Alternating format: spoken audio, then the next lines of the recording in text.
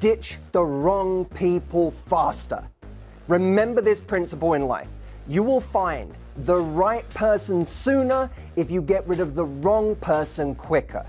Bye, Felicia.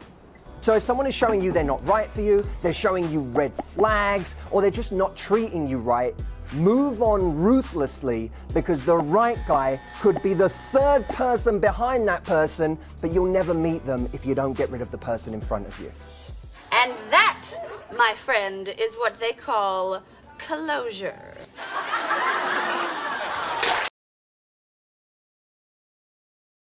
When people are about to die, they don't suddenly freak out about a possible rejection. That's not what's on their mind. What's on their mind is, I wish I was around to be rejected. I wish I was around to have the possibility of someone rejecting me, to have the possibility of feeling something, and I'm not going to be here.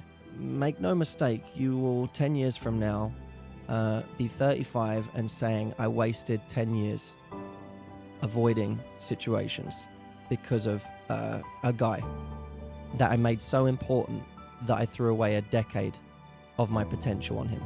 Now extend it 20 years, now go to 45, look back, you've just wasted 20 years of your life on one guy. He wasn't even there anymore, he doesn't even know he has that power. He's not even around to know he has that power, but guess what, you wasted 20 years of your life on his rejection and thinking about that and allowing it to cripple you.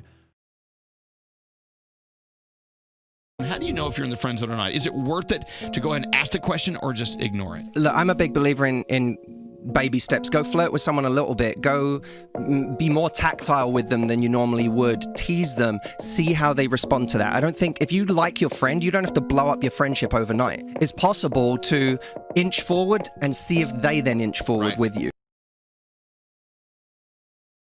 When you overinvest too quickly, a guy worries that he hasn't actually earned his place in your life. And if someone doesn't feel like they earned something, they don't value it the same way. There's nothing wrong with a guy asking you out to breakfast. I actually think that's I think that's a cool date. He's asking you in advance. You know how many women come to me and say, I wish a guy would make plans instead of asking me at the last minute to do something? He's asking you in advance. He's giving you a specific day. He's asking you at an hour where it's clear that he's not trying to take you home at that hour. What guys do when they want to take you home is they take you out as late as possible and as close to their house as possible. With alcohol. Right, with alcohol. So he's not trying to do that at least straight after breakfast. He's just trying to see you. Vulnerability is a form of confidence because I'm confident enough to know that I can share this with you and I'll be okay. I can share this with you and it won't lose you. I've been thinking about this a lot, even in the context of men recently, how few men get vulnerable, and it's not because they're so confident, it's because they're not. It's because they're freaked out. What if I tell my lady this and she's not attracted to me anymore? But if you're really confident, you're not worried about you. I'm gonna tell you who I am. I know it's gonna be enough. I know I'm worthy. So I can tell you who I am. I can tell you what I'm afraid of. We need to walk back your image of this person, which is based on a false impression of how wonderful they are. Look at you. Oh, okay, I see now. Narcissists can give a great first date when they want you to go home and tell all of your friends how incredible they are. So however perfect you think they are right now, temper it with a much more sober image. Oh, I hear what you're saying.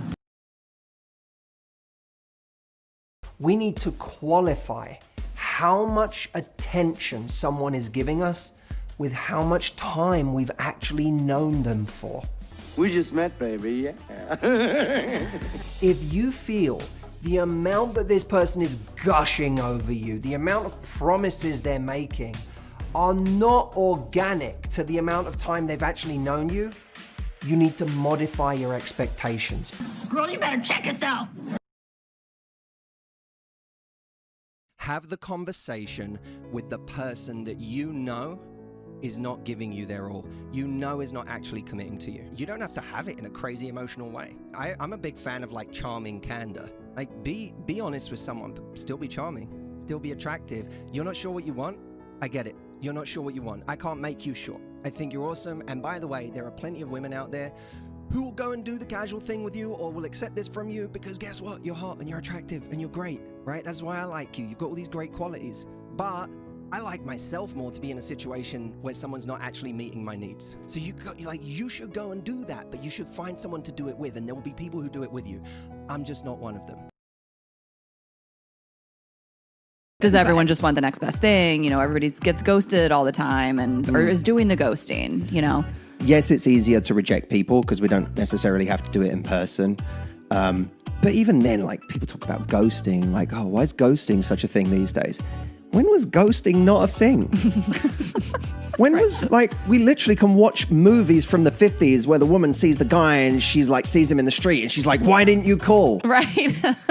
That's ghosting. I guess we just couldn't watch them on social media also living out their best life on top of the fact they were getting ghosted, so it hurts more. You could pretend to yourself they died. I hope they died. And are literally ghosting. That's where it started. You hoped that they died. You called them a ghost. Right. They were a literal ghost. I don't care who someone is, or what you think they have, or how handsome you think that guy is, or what he's achieved, or how intelligent you perceive him to be.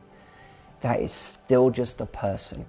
And your job is to show up and play your normal game. The game you have been learning your entire life, which is just to do the most authentic version of you. It's okay to not be okay during this time. It's okay to not feel like everything's going well, and it's okay to feel like you're not handling this well. I've felt many times over this period that I haven't been handling this well, so please give yourself a break today. Take a deep breath with me.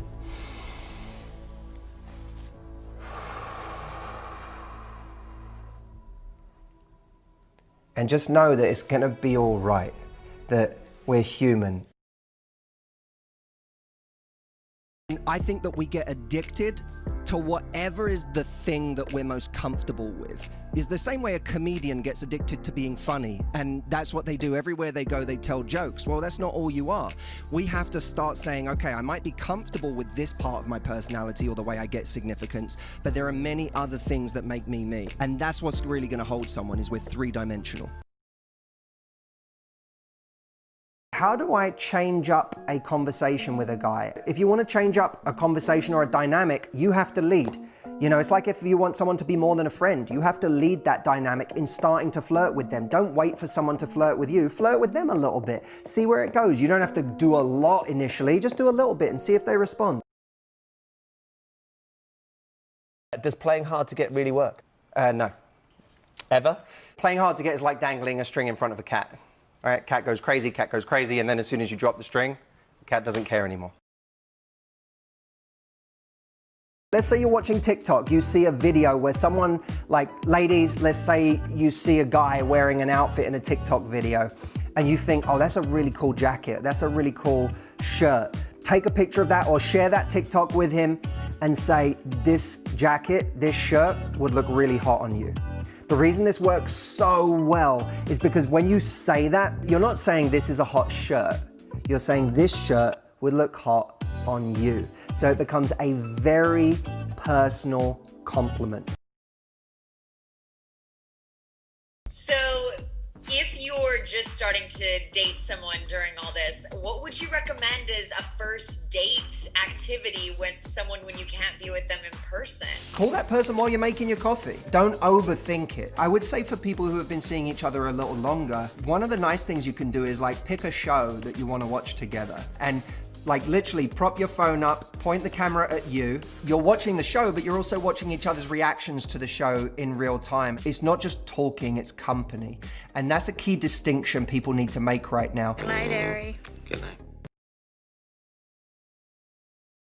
What advice are you giving people about dating? Because now our whole lives are online. We have to learn how to graduate from a message to a phone call, or from a phone call to FaceTime. You don't want to get locked into an incessant message chain right now. Stop texting.